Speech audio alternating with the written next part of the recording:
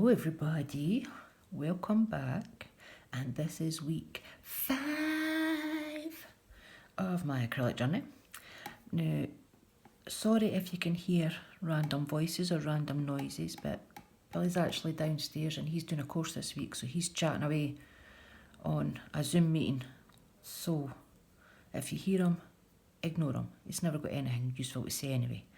Okay, so I've got all the usual suspects. I've got my warm blush pink, I've got my goddess monomer, and of course my brush, and it looks like Luna's just come in the room to join us.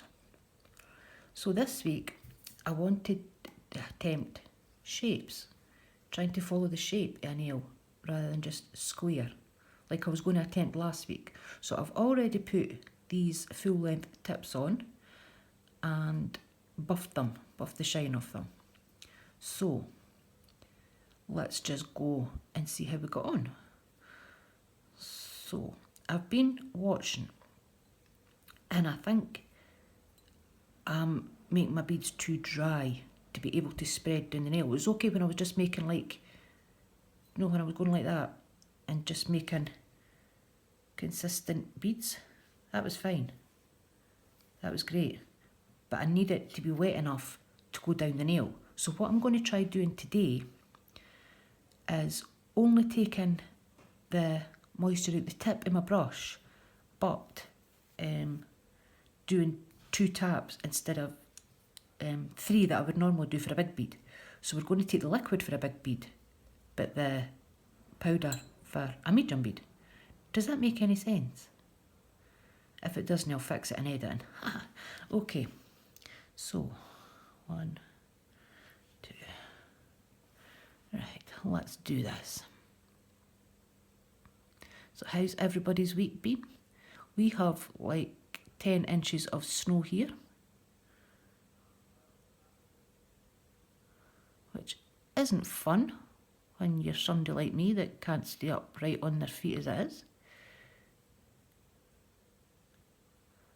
My son and his friend came along yesterday and cleared all my steps and my path for me.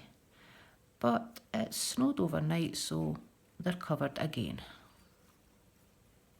So guess who's going to be busy before he goes home?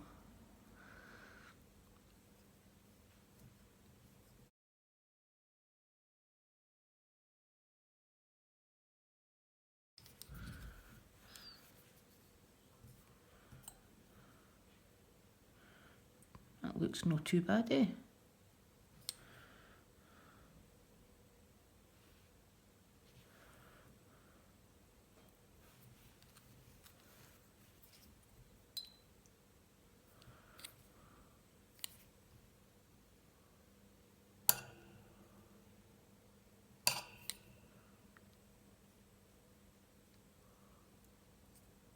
You see, this is where I get worried that it's too thin, because I can still see bits of the tip underneath rather than all pink.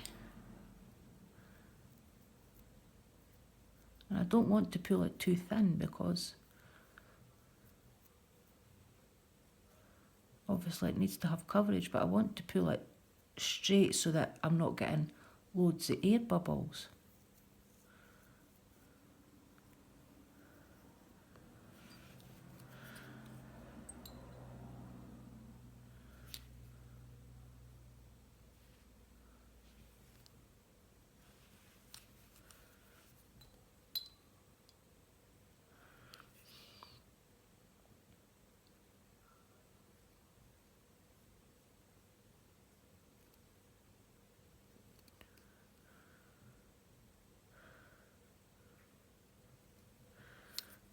Right, so where I can see that it needs built up a bit is here.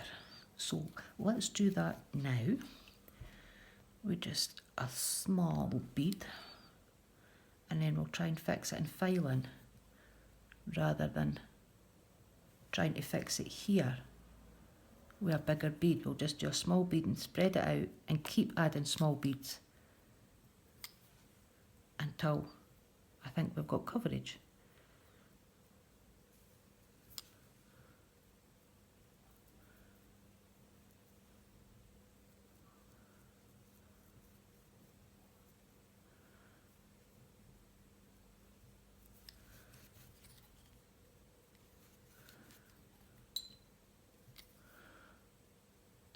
See, now that to me looks not too bad.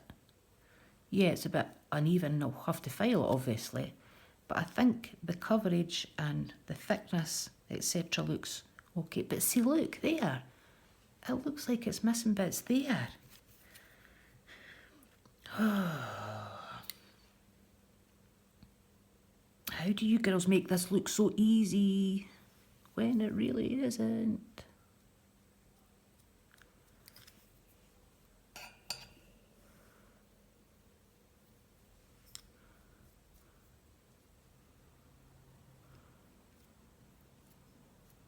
Okay, we'll leave that one at that and we'll fix it with filing.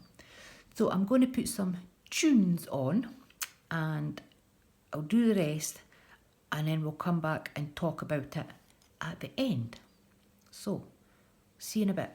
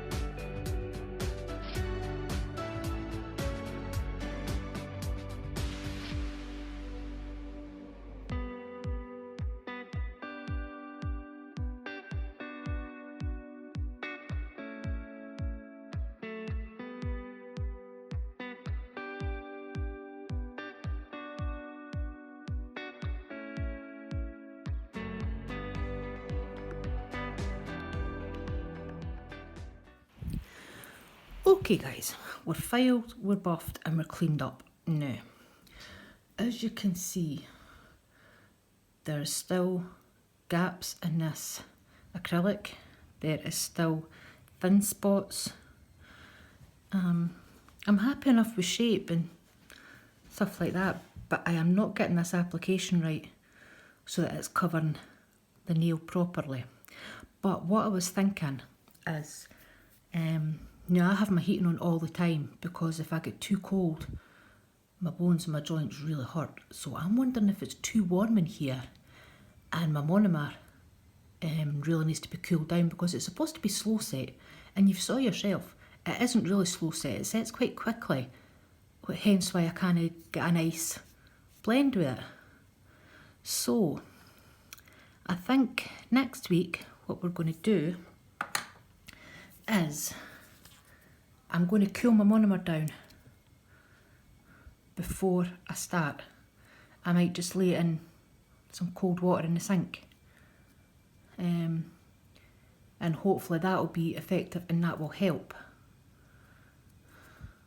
If anybody's got any other ideas, please let me know because I'm really struggling to be able to get this this acrylic to run and cover the nails nicely. So if anybody's got any other ideas about what it could be, help me. But for now, I'm not unhappy with this set. I think it's came out okay. And by the time you put polish on and top coat and everything, you would have strength and you would have coverage. But that's not the point. I want to be able to use a coloured acrylic and just put a top coat on it like this, so that if I want to use coloured acrylic I can, and I'm not going to have spacey gaps in it that looks like spacey gaps. So, what's your recommendation, people? Let me know. And I will see you back here next week. Thanks for joining me. Bye.